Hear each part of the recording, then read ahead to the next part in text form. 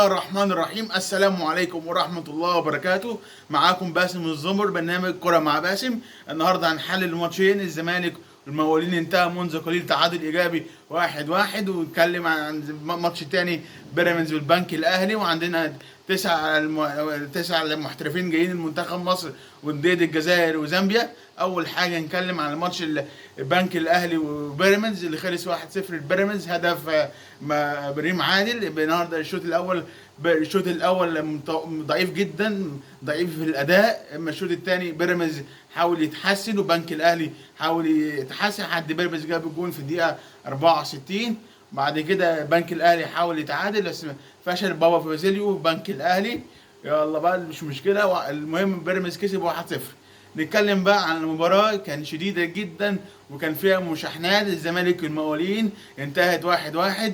مباراة كانت 10/10. الزمالك بينزل يهاجم، شوقي غريب شابوه للكابتن شوقي غريب بيدافع عن الشوط الأول شوط كامل 45 دقيقة. المقاولين ورا كان بيدافع عن المدافعين لحد ما الشوط الثاني بدأ. سيريو عمل تغييراته وشغل حركاته بس لحد ما اوباما جاب الجون الفوز في الدقيقة 75. بعد كده المقاولين اتعادل في آخر ثواني، في آخر دقايق الماتش في الدقيقة 98 و 99 وحتة. كان المفروض المقاولين المفروض الزمالك يلعب. النهارده شابوه شوقي غريب وشابوه المقاولين العرب. الزمالك النهارده لعب ماتش حلو برضه، بس لازم الزمالك يركز ويقفل. مباراة مهمة يوم السبت أو يوم الجمعة أو السبت، لسه مش عارف. افريقيا الكونفدراليه.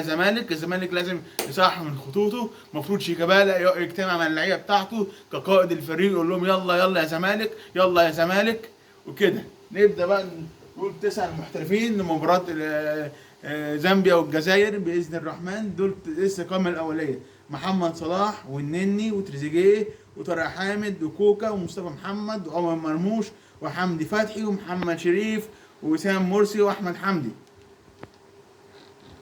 كده الدوري كده مشتعل، كده الدوري سخن كده من البدايه. تعادل المقاولين مع الزمالك وثم فوز بيراميدز، ولسه بكره في ماتشات، بكره وبعد بكره لحد يوم الخميس. ربنا يوفق الانديه كلها تحت رعايه كره مع باسم الزمر. طبعا لازم بالمناسبه الانتخابات نادي الزمالك يوم 20 اكتوبر 2023 من حسين لبيب وفاروق جعفر. لحد الان دلوقتي انا لحد المعلومه دلوقتي هم حسين لبيب وفاروق جعفر.